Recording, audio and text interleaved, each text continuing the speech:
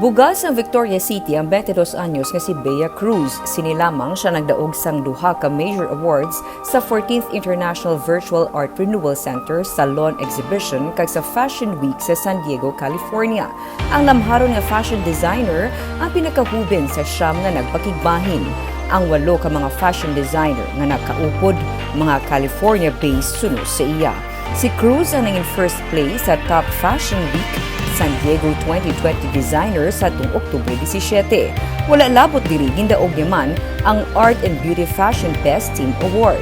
Sunod kay Cruz, wala niya ginapaabot ang amo nga pagkilala sa iya nga obra. Dream lang ko wala maka-join ko internationally, and then I tried lang sending my application.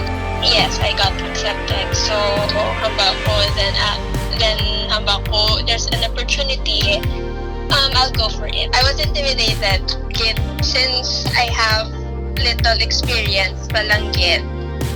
I was super shocked nga I won the Fashion Week San Diego.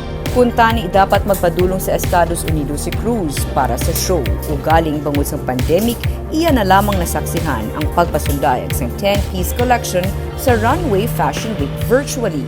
Ang iya nga collection nagkuha sa inspirasyon gikan sa barok saya, panuelo kag barong.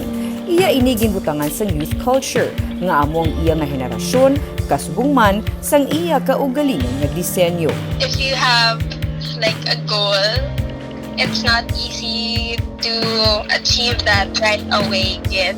So you have to do the work and trust the process. Ang Fashion Week tuigan na kahiwatan kag karon na tuig suno kay Cruz nag partner sila sa Sotheby's New York kag Art Renewal Center.